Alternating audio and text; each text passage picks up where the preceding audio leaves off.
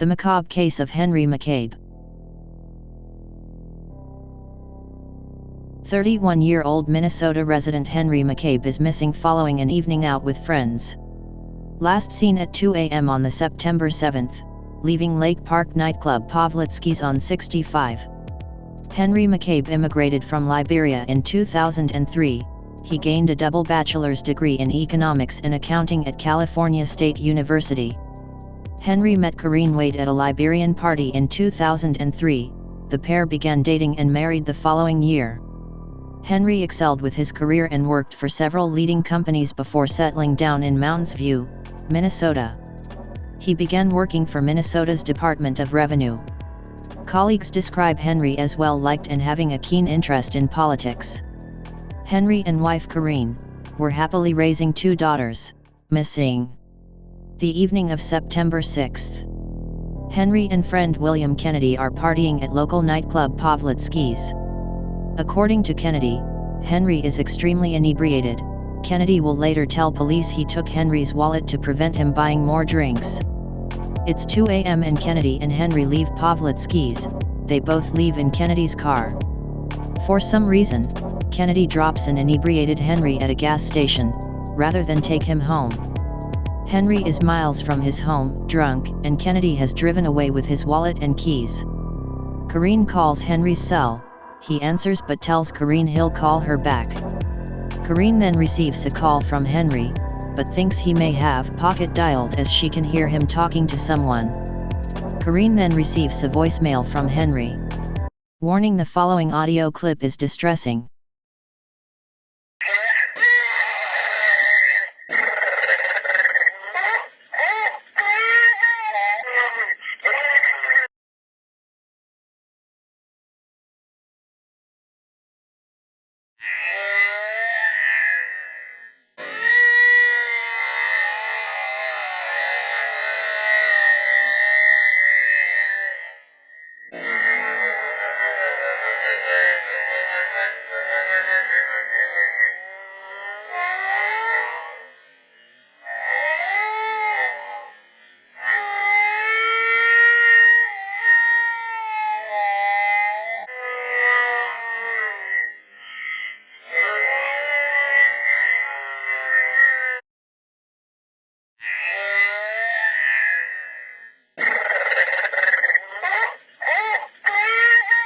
It is hard to determine if Henry is screaming or crying.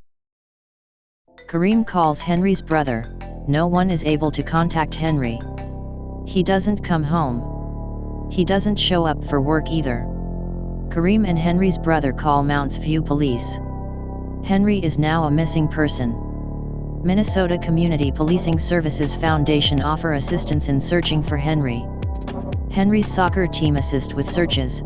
Corinne, friends and family search the area around Pavlitsky's club and search rural areas.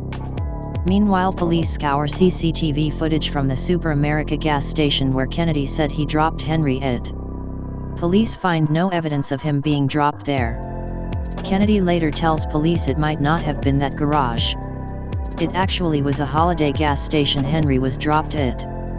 Was this a genuine mistake by Kennedy? He had taken Henry's keys and wallet. What is strange, if Henry was so drunk, then why would Kennedy leave him at a gas station so far from home? A month passes, still no sightings of Henry. The police only have CCTV of him at the gas station. Minnesota Community Police conduct a search of the area but nothing is found. After accessing cell data, Henry's last mobile phone position is determined.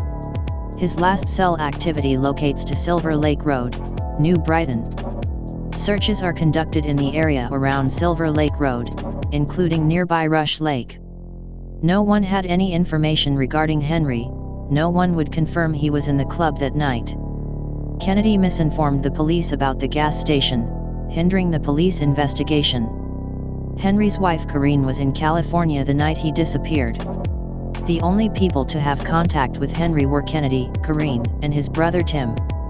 Minnesota Community Police offer a reward in hope someone has information. November 3, 2015, 4:30 p.m. Police receive a call. A kayaker on Rush Lake, New Brighton, sees a body in the water. The following day, Corinne is told the news that police confirm they have found the body of Henry McCabe. Ramsey County medical examiner conducts the autopsy and determined that Henry's body showed nothing suspicious and toxicology results were pending. A police statement reveals that Henry's death is undetermined and they are unable to determine if his death was homicide or suicide, but most probable cause was drowning. As the community mourns the passing of Henry, questions remain unanswered. How did Henry end up at Rush Lake? It was several miles from his home and the lake is not easily accessible by foot and would have had low visibility. Why did Williams Kennedy leave his friend in a vulnerable position at the gas station? After receiving an extremely distressing voicemail from Henry, why didn't anyone call 911 immediately? The voicemail. When a news outlet released the voicemail, theories ran wild. Animal attack. Crazed person. A demon. A ghost. However, Henry's body had no signs of trauma. So, what would make Henry so scared? Two scenarios. Was Henry under the influence of drugs?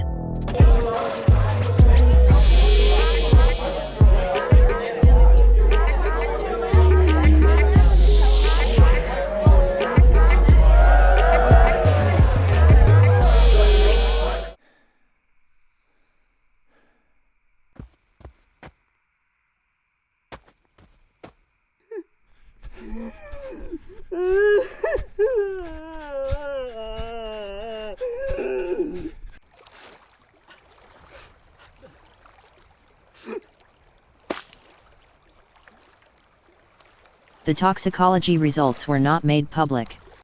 Was it murder?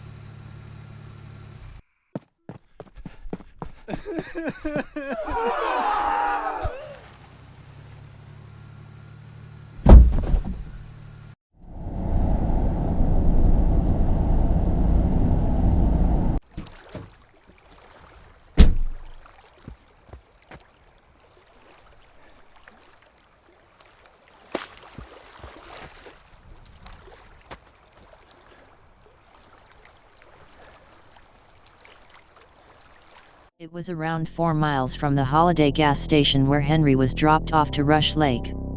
That would take about 1 hour and 15 minutes to reach on foot. Accounting for the fact that Henry was inebriated, then logically that time is increased.